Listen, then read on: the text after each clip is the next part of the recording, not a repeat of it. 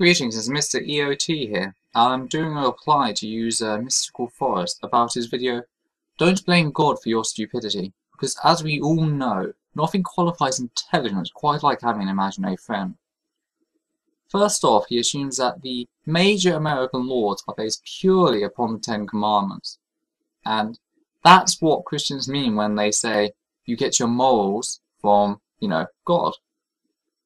That's a pretty big claim, and they are actually very basic laws founded upon mutual benefit to society and to individuals.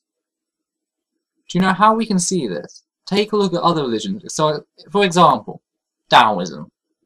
Taoism has these things called the 5 precepts. No murdering, no stealing, no sexual misconduct, no false speech, and no taking of intoxicants. Now, I know what you're thinking, these aren't the 10 Commandments, but we can quickly whittle down the 10 Commandments and the 5 precepts down to the most important, which is no murdering, no stealing, no sexual misconduct, and no false speech. And there you have your very basic laws. What's more is Taoism doesn't have a god as such, it doesn't have a deity, it's a non-theistic religion. So this assumption that, somehow a god could have outreached as another god, the Christian god could have pretended to be another one, just outreached to them. That's quite ridiculous as well. I'm just, doing that right now, saying it right now, because that's a very common defense. So, okay, that's that. We all know where the base laws come from. But the founding fathers were Christian, of course. That is rather surprising to know that many were actually deistic or atheistic. Such examples are Thomas Jefferson, John Adams, Alexander Hamilton, Thomas Paine, James Madison, and of course Benjamin Franklin is a famous example, thus destroying that argument pretty well. Now we get to the part where you start talking about universal right and wrong. I say right and wrong, not good and evil, because evil does not in fact exist. It is a, man-made concoction. It is no more real than cold or darkness. Cold is merely the lack of thermal energy, and darkness is merely the lack of light energy. And thus evil does not exist. Good exists, such as good quality, etc. So yeah, I'm not going to say good doesn't exist. But anyway, not in the sense that you're thinking. It is a man-made concoction. And then we get you going on to lying, and you've got this absolute universal hatred for lying, and I just find that absolutely funny. The reason is, I like to study my family history, and, I don't know too much about my mother's side, but what I do know from my mother's side is my great-grandparents on her side would have had to have lied. And I know what you're thinking, oh, they're bad people at the moment. Let me get onto it. My mother's side is Dutch, by the way, if you did not know, so if you didn't, I don't know if Americans are taught European history, etc. Holland, I believe, was founded by a Catholic saint, and it's highly Christianized, but anyway. They were part of the Dutch resistance during the Second World War with the Nazi occupation, so, my great-grandfather specifically would have taken part in such things as destroying the railways or, cutting telegraph wires just to hinder the Nazi efforts. So they would have had to have lied to cover up their tracks. You couldn't go up to an SS officer, oh yeah, I was at the tracks at this time and I destroyed it. You would have been shot for that, quite frankly. You would have been shot. So, this whole hatred for lying you've got, I question that. I don't know if they took part in the Jewish hiding or smuggling, but, if they had, just put yourself in that situation. You open your door as either an SS officer in his, leather trench coat, or as a Gestapo in his uniform, and they ask you, have you seen any Jews around? And you've got the Jewish family hiding in your attic or basement. What do you say? Now, you haven't got them there. Quite frankly, I'd say no, I'd lie. I'd quite honestly tell you, I would lie. I would lie, the walls down to save them. I don't know about you, because I know you have such a, such a hatred for lying, so I don't know what you do. But wait, there's more.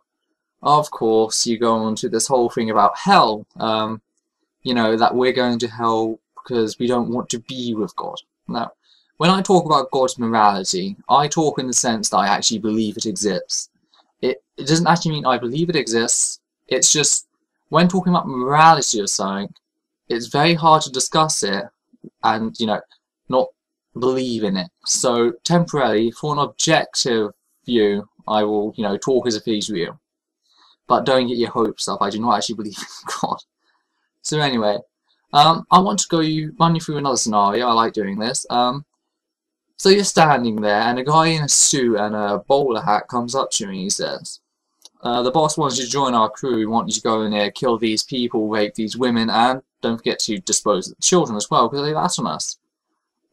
If you don't, we'll break your legs and then we'll throw you into the river. Now, of course, when I'd do is I'd say, no, I wouldn't do that. So here I have my legs broken, I'm thrown in the river. Now let's say a passerby was coming along and they saved me. Rather lucky in my case. So afterwards I go to the police and I say, here was this guy who was offering me the choice of killing these people or dying and suffering. And I picked to die and suffer. Do you honestly think the police are going to go, it was your choice, you were given two choices, I'm not going to do anything? Or do you think they're going to go out and try finding them and responsible? So you see, this whole mobster mentality that your God has is the reason I do not want to be part of your religion. So where is the choice? I mean, quite frankly, killing innocent women and children is not my thing. Not sure about you. I suggest you read the Bible, because I don't know what it is you Americans are reading. Because it sounds like a heavily watered down version of the Bible. Not European Catholics. Oh no. There's a reason I am ex-Catholic. It's called I read and studied the Bible. Deuteronomy, Leviticus, all hateful, all spiteful people. Then of course there's Matthews, which I'm going to come back to. I bet you're jumping up and down as I said Leviticus and Deuteronomy. I'm going to come back to Matthews. That's going to deal with it. But first of all, let's deal with the other two.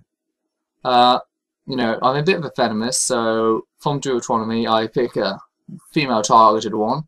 I'll see if you have the same effect. Here from Deuteronomy 22:28 to 29. If a man happens to meet a virgin who is not pledged to be married and rapes her, and they are discovered, he shall pay her father 50 shekels of silver. He must marry the young woman, for he has violated her, and he can never divorce her as long as he lives. That's a real choice there you've got going, Bob. I mean, your God punishes the woman that's already been raped, that's already been traumatized, has gone through all this hell, no pun intended, and, forcing her to get married to this person after, the person pays 50 shekels of silver to the father. And it's discussing the amount that 50 shekels of silver would be worth today. I mean, this is including, silver doesn't too much change price. This is including the inflation, the deflation that goes on in centuries. If, you kept it the same, it would be roughly £13 or $20 out of the average wage. That's just disgusting. That's disgraceful. I mean, how can you believe in that? As for Leviticus, I could go and quote almost the entire thing. I mean, he hates disabled people, dwarves, people who eat shrimp, gays, children who swear at their parents. The last three you're supposed to stone. So, that's the people who eat shrimp, the gays, and the people who swear at their parents. It's just sickening. My morals are far superior to that. I mean, you want an example? How about Leviticus 29? It tells you a child must be put to death, for swearing at his parents. Yeah, it can be smashed against a rock, or you can stone, you can do whatever the hell you like, as long as you put them to death. So yeah, I say smashed against a rock, because you want an example. I mean, from your videos once, you want an example of this from the Bible, so there you have it. And before you start screaming Old Testament, because I remember at the end of your video, you were up and down, tell me something from the New Testament. Christians don't believe in the Old Testament. One question. If they don't believe in the Old Testament, why is it in there? And secondly, Matthew 5:17. The words of Jesus Christ himself, apparently. Do not think that I have come to abolish the law or the prophets. I have not come to abolish them, but to fulfill them. For I truly tell you, until heaven and earth disappear, not the smallest letter, nor the least stroke of a pen, will by any means disappear from the law until everything is accomplished. Therefore, anyone who sets aside one of the least of these commands and teaches others accordingly will be called least into the kingdom of heaven. But whoever practices and teaches these commands will be called great in the kingdom of heaven. For I tell you that unless your righteousness surpasses that of the Pharisees and the teachers of the law, you will certainly not enter the kingdom of heaven. So you don't follow the Old Testament, a single, even those ones that, they go against each other, they conflict, like the Henry VIII stuff. Yeah, you lose your place in heaven. There is no choice. If your God gave you a choice, He took it away the moment He said you can't do this, you can't do this, can't do this, or you'll be punished. There is no choice for that. And, I don't go out and I don't blame God for bad things. I blame people for bad things. Why? Well, let me put it this way. Only a really stupid person could believe that a person who does not think something exists can blame that thing. I do not believe in a God, therefore I do not blame a God for the bad things that happen. It's evidence against the Judeo-Christian God. I have something called an internal locus of control. I do not believe in external forces such as luck, deities, astronomy, or, the flying spaghetti monster. What bad I do is my own responsibility. So, this way that you go that, we have freedom, we don't have freedom, according to your Bible. There is no higher power out there to punish people. So, many bad people get away with stuff. No God exists to stop them. See, we don't go out yelling, all this bad proves there is no God. No, it's when the Christians come up to us, and only then can we use it. When they go, hey, believe in this guy, he's all loving, all caring, and all powerful. Then we go, what about the bad stuff?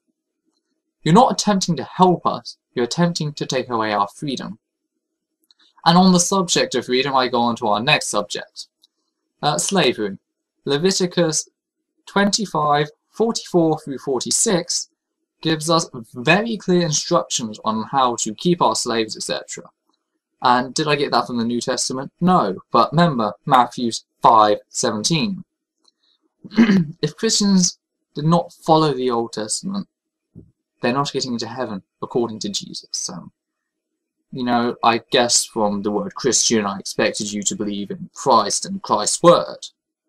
So, I'm going to give you a little tip to end it. From an ex-Catholic, I suggest you go away and you actually read the Bible. You puny excuse for a Christian excrement. There is no point whatsoever believing in a book you have not even read or studied. None at all.